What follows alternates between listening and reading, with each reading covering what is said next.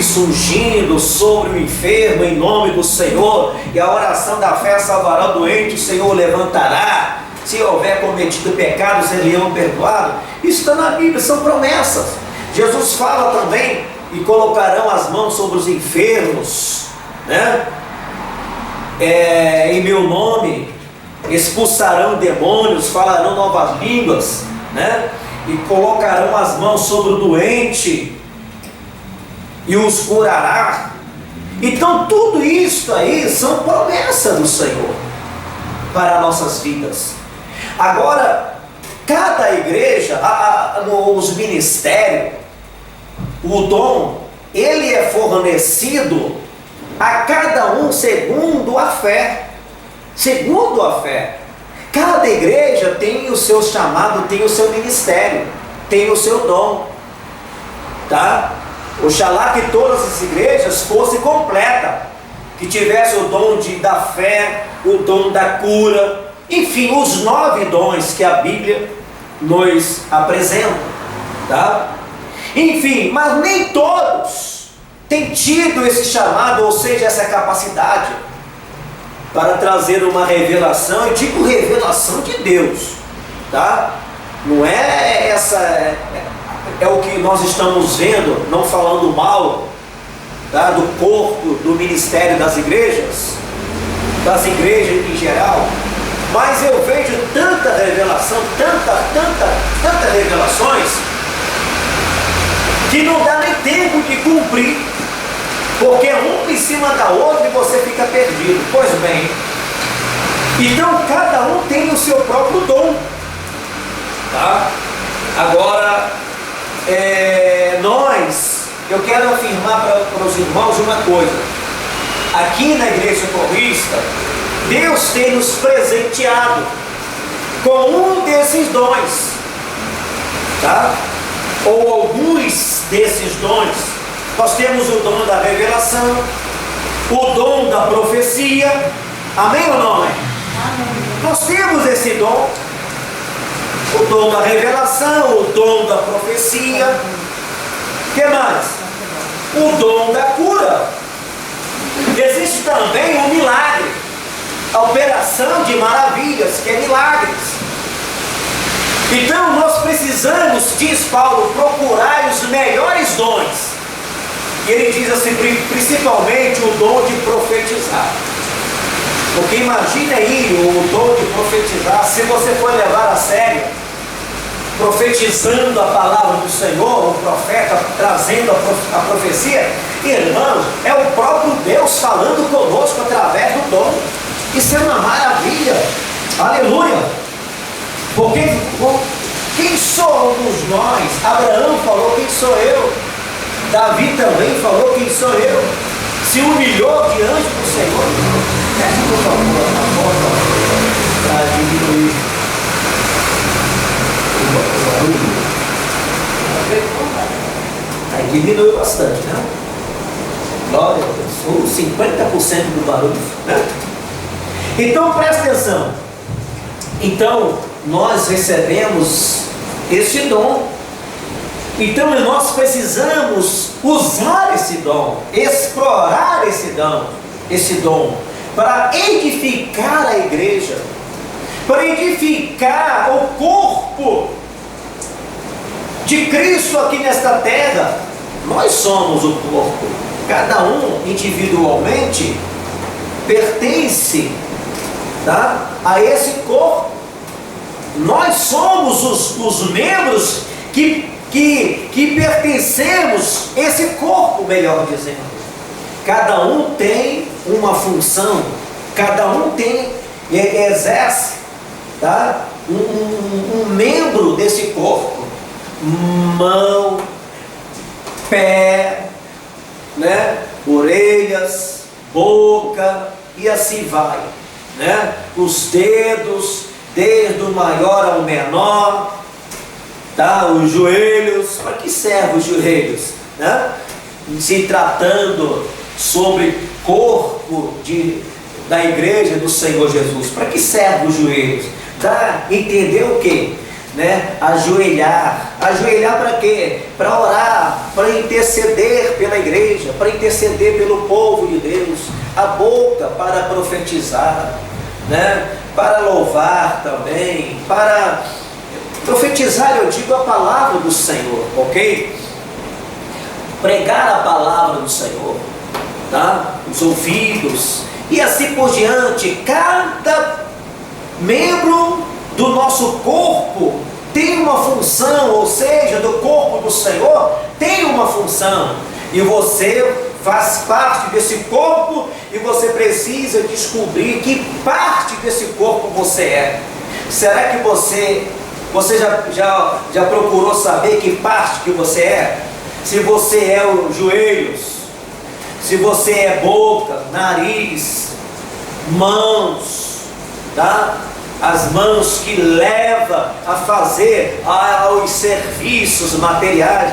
Joelho, já falei, orar pelas pessoas, tá? Não digo aqui publicamente, mas na escalada da noite, no seu momento, orar em benefício da igreja, principalmente do corpo de ministério. Cada um tem a sua função. Então Deus tem nos dado, irmãos, esse dom maravilhoso, o dom da cura, tá? Então esse dom é exatamente para nos trazer conforto, que diz a palavra do Senhor, para edificar a igreja do Senhor. Então esse dom te traz conforto, te traz segurança, porque em nome de Jesus você vai orar, você vai ministrar, você vai interceder, e Deus ele vai confirmar, porque você tem o dom. Amém? Quando você tem o dom, basta você se aprimorar no dom, aperfeiçoar o dom.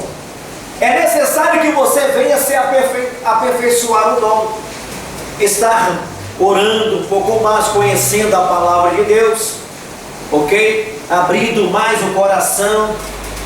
No momento que você estiver na obra de Deus, ou diante de alguém necessitado ou necessitar, esteja atento para que Deus possa te usar para você orar pela pessoa, ou se for profecia, para profetizar, ou se você tem o dom de intercessão, toma o nome daquela pessoa na sua casa, no seu quarto, você ora, interceda por aquela pessoa. Um problema na igreja, algum conflito, alguma coisa que é necessário orar, você vai orar, você vai fazer sua oração em particular, até mesmo uma consagração em favor daquele negócio. Aleluia, amém? Agora eu quero trazer isto para a nossa vida dentro do nosso lar, individualmente, particularmente, ok? Se eu, sendo um homem, tá? Deus me pôs por cabeça, eu sou o cabeça pelo fato de eu ser homem, e eu tenho o ministério pastoral, o ministério profético, mas dentro do reino de Deus, nós como igreja, cada irmão, cada irmã, se o seu esposo não é evangélico, você dentro da sua casa, você representa ali a autoridade, você é um cabeça espiritualmente falando, amém? Você é um canal de bênção, porque existe sacerdote, o homem, e também existe o que? Sacerdotisa. Sacerdote e sacerdote é aquele que intercede pelo povo, aquele que intercede pela sua casa, pela sua família, aquele que cuida, que zela pelo seu povo, pela sua família. Então você está ali dentro da sua casa, você é única, os filhos não creem, o marido não crê, então você é uma sacerdotisa da sua casa. Amém ou não amém? Está dando para entender? Amém. E o que nós vamos ver aqui no livro de 1 de Pedro,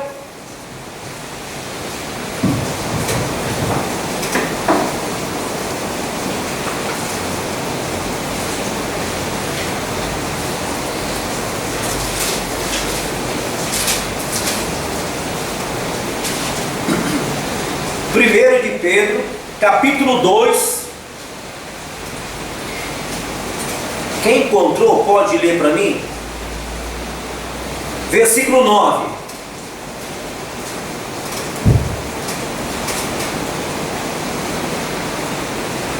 Mas vós sois a geração eleita, o sacerdócio real, a nação santa, o povo adquirido para que anuncieis as virtudes daqueles que vos chamou das trevas para a sua maravilhosa luz. Amém. Mas vós sois o que? A geração eleita. Que bênção. Geração. Nós estamos vivendo, ou seja, nós somos de uma geração, tá? Fomos gerados para isso mesmo. Esse é o nosso tempo, né? A geração, o que? Eleita, escolhida, o sacerdócio real e a nação santa, o povo adquirido para anunciar as virtudes daquele que vos chamou das trevas para a sua maravilhosa luz. Onde fala sobre sacerdócio? É a segunda linha. O sacerdócio real.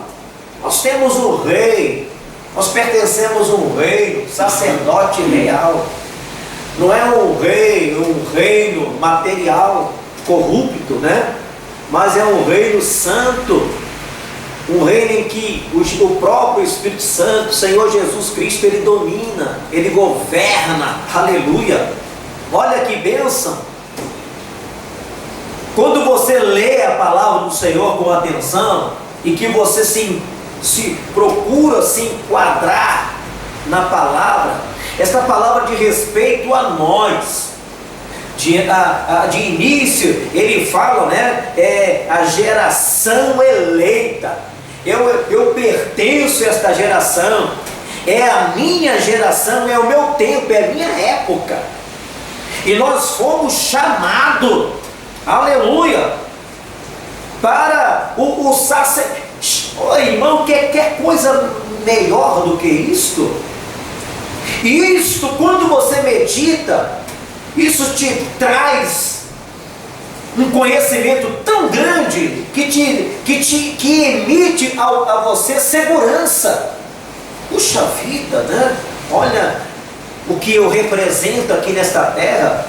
Aí, se você realmente se apropria, tá, destas virtudes, deste dom, dessa qualidade que você tem, o que você representa para esse mundo, então você começa a sair da melancolia. Você começa a sair, eu não sou nada, não estou fazendo nada, e a minha oração, eu sou fraco, né? Eu sou simples, e eu não ganho alma. Então você vai, de repente, nesse quadro vai mudar. Aleluia! Porque você tem ganhado alma sim, lá na sua casa você está ganhando alma sim. Porque só de você permanecer na presença do Senhor, você é um grande testemunho.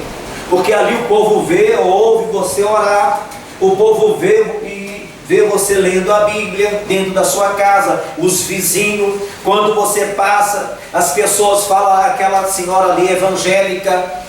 E só de você passar e os vizinhos notar que você é uma mulher evangélica ou um homem evangélico, irmãos, isso é uma pregação imensa no coração das pessoas. Amém? Glória a Deus. Isso já é uma grande pregação, só o teu testemunho. Porque aquelas pessoas sabem que o homem de Deus, o servo de Deus, o filho de Deus, ele anda diferente, ele tem um diferenciado na sua vida, tá? Ele expressa, tá? A imagem do nosso Cristo, o rosto, tá? E emite paz.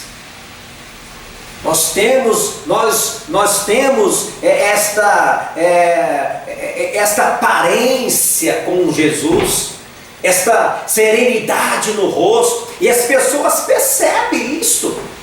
Há uma diferença muito grande. As pessoas falam, né? Olha, aquela ali é crente. Olha, quando ele abriu a boca, quando ele falou, eu já percebi que ele é um crente. Então isso já é uma pregação, tá?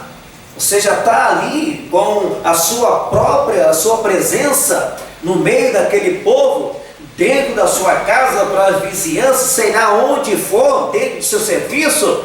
Aquilo já é uma pregação, você já está pregando e muitas vezes ganhando alma com o seu próprio testemunho. Aleluia, glória a Deus. Apocalipse, capítulo 1, versículo 6, olha o que diz a palavra do Senhor. E 1:6, e nos fez reis e sacerdotes para Deus e seu Pai, a Ele glória e poder para todos sempre. Amém. Encontraram? Amém. E nos fez o que? Reis e sacerdotes para Deus e seu Pai, rei e sacerdote. Você é a princesa, irmã. Você é o príncipe. Nós somos príncipes e princesas de Jesus, e nos fez reis e sacerdotes para Deus e seu Pai. Para Deus e seu Pai, a Ele glória, poder para todos sempre. Amém. Agora nós vamos ler em Jó. Eu tinha argumentado que a gente ia ler em Jó, já de início. Alguém lembra aí? Argumentou, mas já falou qual capítulo. Sim. Primeiro de Jó. Ou seja, Jó capítulo 1. Eu serei breve nas minhas palavras, e nós vamos daqui a pouco orar. Aleluias. Vamos fazer a nossa oração, reivindicando as promessas do Senhor na área da cura, né? Quem está curado, nós vamos reivindicar, né, a proteção, dizendo, afirmando, né, em nome de Jesus, que nenhum mal, aleluia, me sucederá, praga alguma chegará à minha tenda, à minha casa, ao meu corpo físico. Então nós vamos ver aqui, Jó capítulo 1, olha o que diz a palavra do Senhor, tá? O texto aqui é longo, mas nós vamos nos deter já nos versos 5 aproximadamente. Vamos lá. E havia um homem na terra de Uz, cujo nome era Jó. Este era homem sincero. Olha como que é importante o crente ser sincero. Ele era crente em Deus. Ele não tinha tanto conhecimento que hoje nós temos. Não havia a palavra de Deus, o Antigo Testamento por escrito, sem falar o Novo Testamento, que nos traz riquezas insondáveis em relação ao Deus que nós servimos.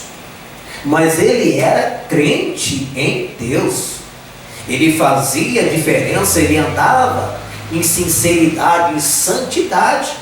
Será que é difícil nos tempos atuais? Nós temos a ajuda do Espírito Santo. Espírito Santo de Deus está em nós. Amém ou não amém? Amém. Preste bem atenção no que eu vou te dizer. Quando você aceitou a Cristo, a partir daquele momento você se viu diferente.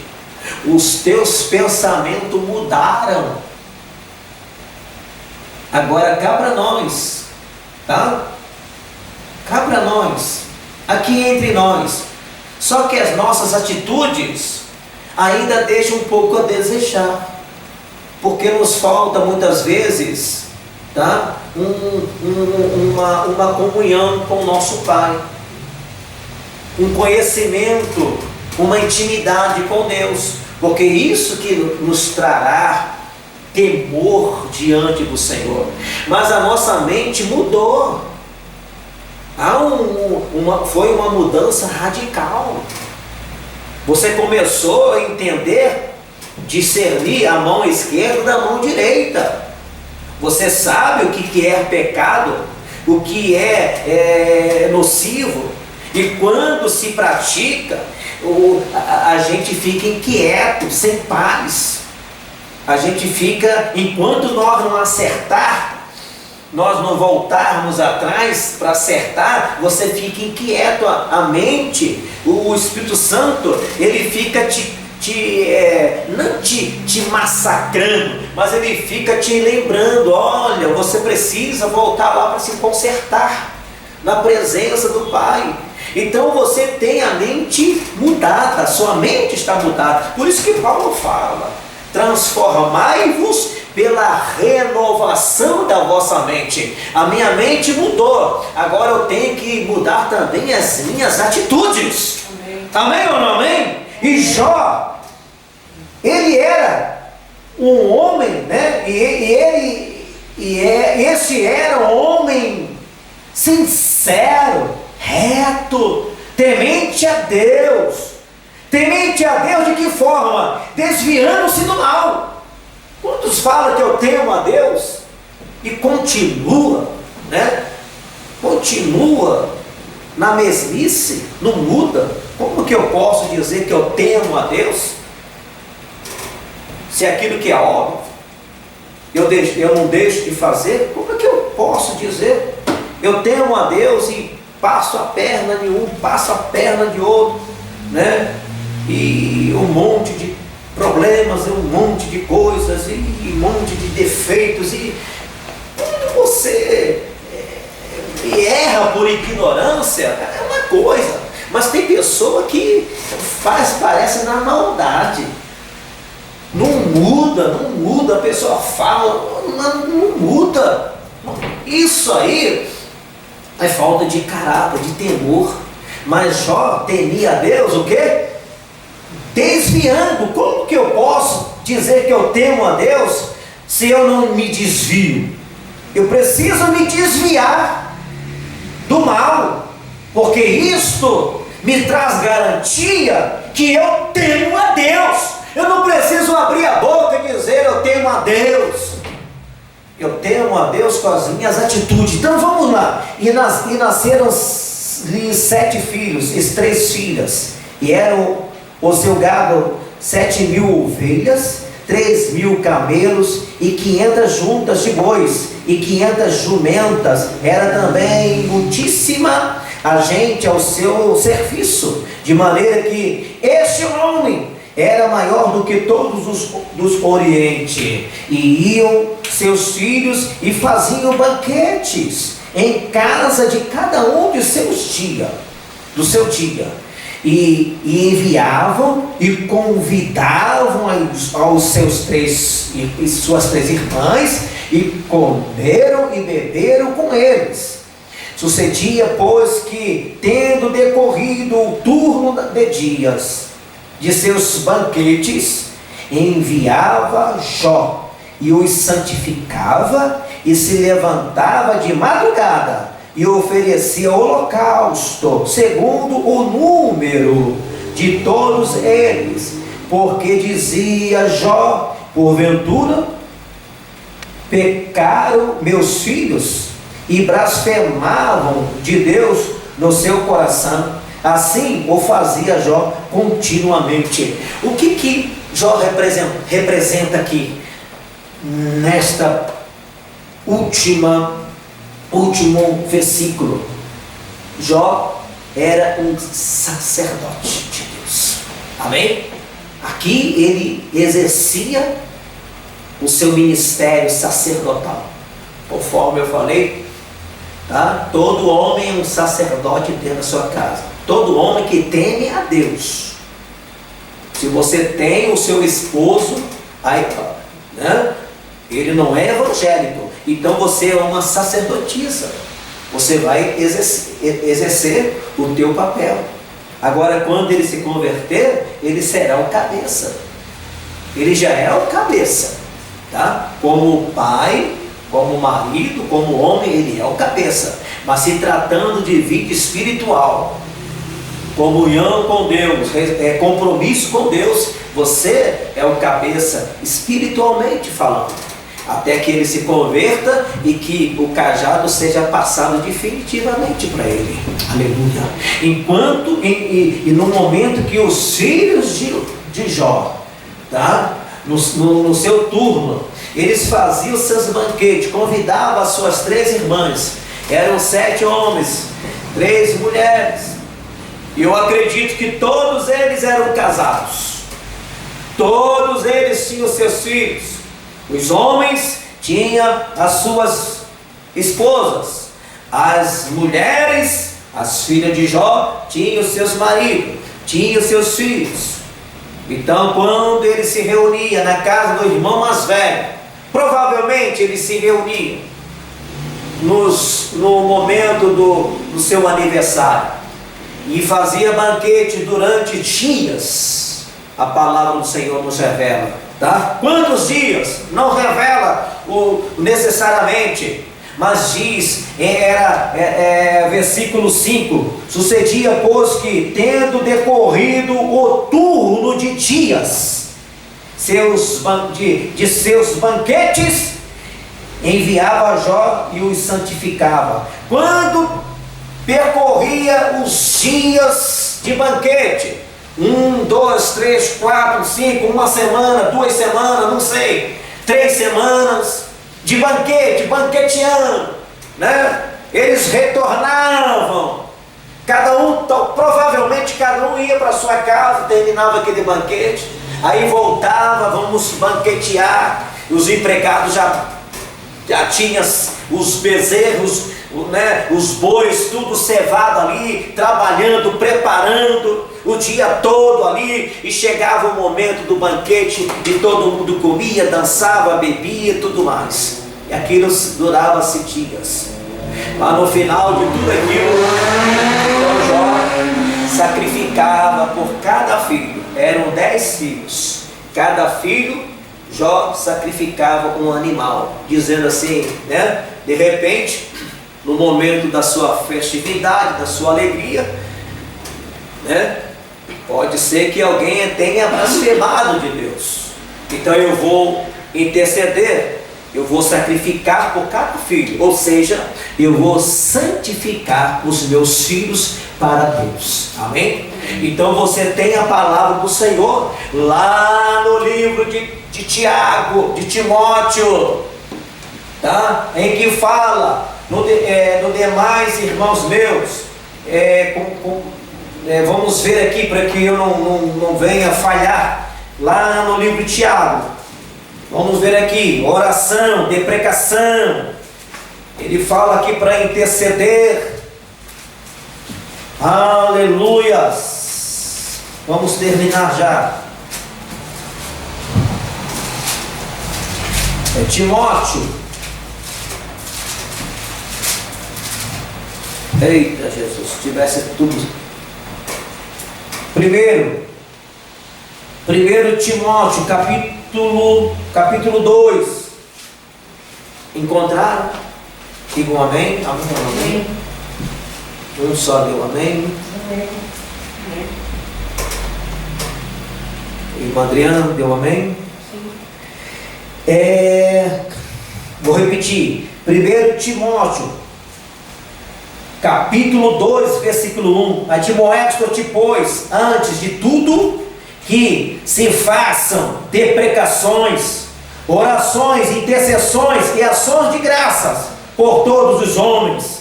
Vamos ver aqui no início. Admoesto, pois, antes de tudo, que se façam deprecações. O que quer dizer isso? Oração, tá?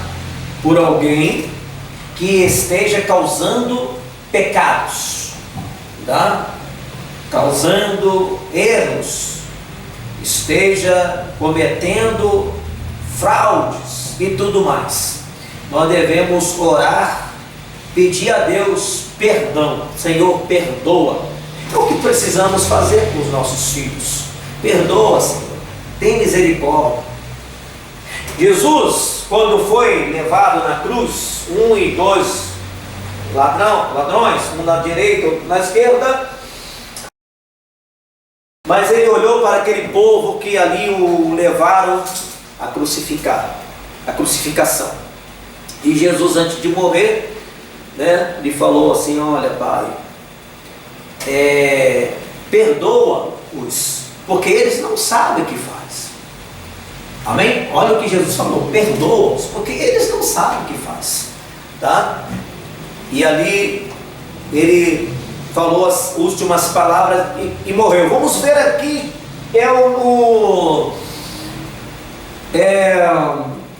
lá no Atos dos Apóstolos, o próprio Estevão falou no momento da agonia, da morte. Ele olhou para o céu, ele viu os céus abertos e o Filho de Deus em pé. E ele fala assim: Senhor, não lhes impute esse pecado. Quer dizer, Senhor, perdoa o que eles estão fazendo contra a minha vida, porque essa perseguição não é contra mim, é contra a tua palavra. Senhor, perdoa-os, que eles sejam perdoados. E o Senhor Deus ouviu? Hein? Será que Deus ouviu ou não ouviu? Com certeza Deus ouviu a oração de Estevão. Não lhes impute. Estevão santificou aquele povo, aquela nação. Não lhes impute esse pecado. Jesus falou: perdoa-os, porque eles não sabem o que fazem. Tá? Mas só que eles foram perdoados. Mas só que eles continuaram no pecado. Aí que está o problema. Aí é que faz a diferença. Eles continuaram. Eles não quiseram ouvir os discípulos, Pedro, Tiago, João, os demais, e Paulo e tudo mais. Eles apredejaram, tá? E foram indo, Paulo pregando, e os discípulos pregando. O tempo, aquela geração passou, e eles morreram nas suas infidelidades, porque eles crucificaram, receberam o perdão, daquele ato. Deus assim o fez, Deus perdoou.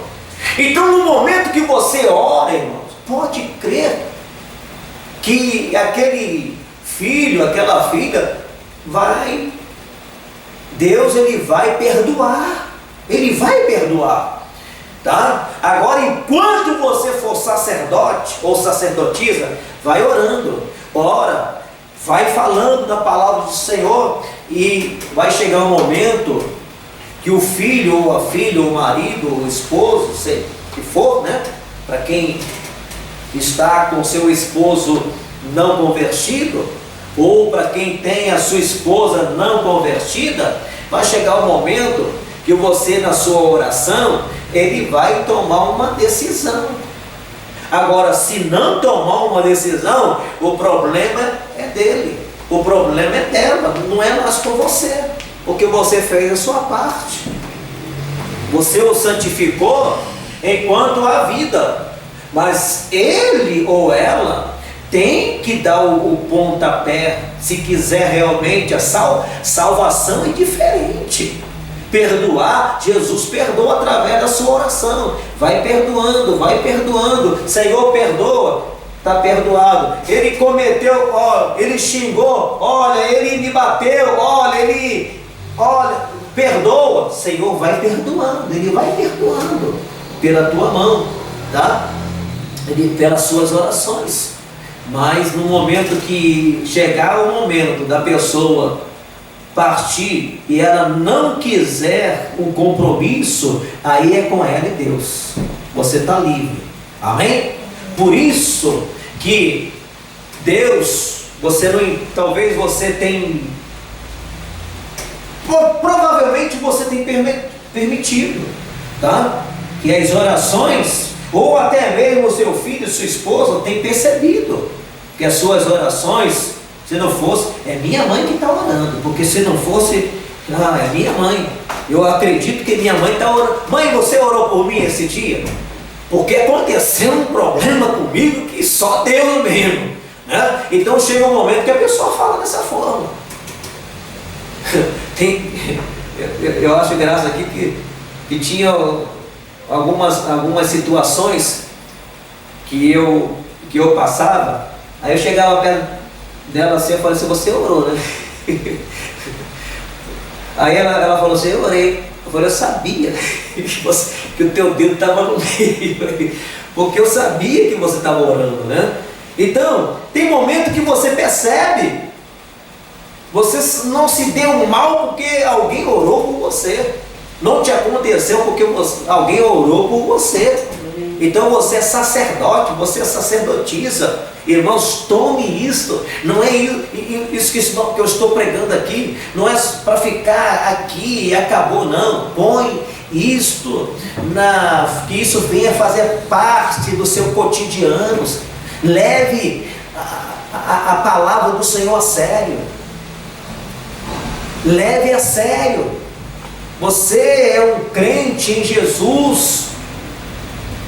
Aleluia. Tome posse. Se coloque na presença do Senhor como tal. Nós somos príncipes e princesas, um reino sacerdotal. Nós precisamos exercitar ou exercer a nossa função, irmão. Temos que levar um pouco mais a sério isto, para que este mal rondando a nossa casa não venha entrar dentro da nossa casa. Epa, aqui dentro da minha casa não, lá na rua, mas aqui dentro do meu lar não. Nenhum mal me sucederá, nem praga alguma chegará à minha casa, minha tenda. Aleluia. É disso que eu estou falando hoje. Nós temos que tomar posse das bênçãos do Senhor. Deus já deixou o nome dele. Porque eu estava falando para o nosso irmão, que eu estava orando aqui por ele. Orei na sexta, na sexta e no domingo, né? Falei, Jesus já deixou esse presente para nós. O nome de Jesus expulsa demônio, expulsa doença. O nome de Jesus, quando ele é invocado, nenhum mal se põe de pé contra nossas vidas. Então nós temos que usar esse nome, tomar posse desse nome, em nome de Jesus. Sai, Satanás, arreda-te de mim, em nome de Jesus. Tem momento que você precisa falar no coração um pensamento negativo, em nome de Jesus, está repreendido. Não precisa você abrir a boca, eu quero que o diabo veja. Irmãos, quantas e quantas vezes eu passando aqui por crises, crises de ansiedade, vinha aqueles pensamentos ruins, aquele pensamento. Se eu desse linha para esses pensamentos, eu entrava em pânico de forma, que o coração acelerava, e uma sensação, irmãos, nojenta, não desejo isso para ninguém. É uma sensação tão ruim, uma sensação de morte, uma sensação de loucura, de conturbação. E eu na mente, eu começava a orar, repreendendo. Quando vinha aquelas crises, eu começava a orar em nome de Jesus. Eu ia repreendendo na mente, com a boca fechada, mas com o meu coração acelerado, falando ali em espírito e em verdade. E eu falava mesmo para o diabo não ouvir nada, para confundir Satanás. E quando eu terminar aquela oração, aquilo passava. Que coisa, né? Eu poderia falar, sai, sai.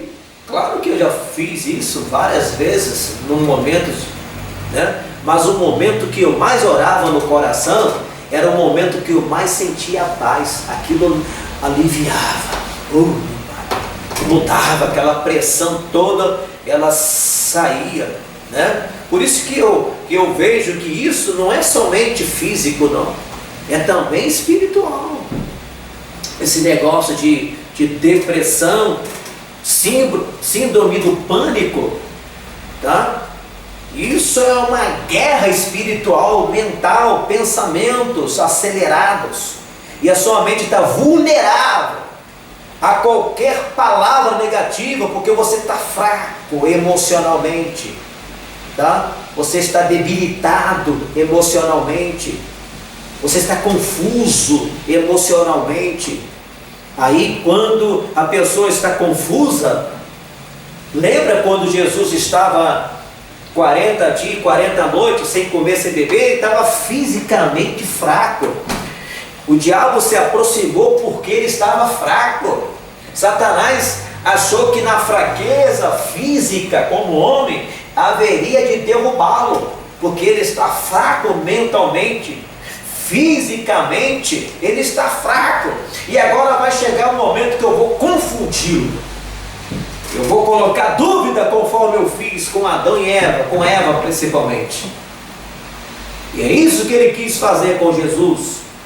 E muitas pessoas que têm tido esses pensamentos acelerados, é esse momento, Satanás está vendo a aflição, está vendo a pessoa debilitada, então ele começa a lançar um monte de pressão, pensamento. Aí se você não tem Jesus, você entra em pânico, a pessoa acaba com a sua própria vida. E a pessoa se suicida não é porque ela quer, não, é porque ela quer fugir. Meu Deus, eu quero fugir dessa situação. Não é porque ela suicida, não, porque ela tem raiva de si, quer morrer, não. Ninguém quer morrer, não. A pessoa quer fugir. Eu quero sair, né? Eu quero sair dessa situação.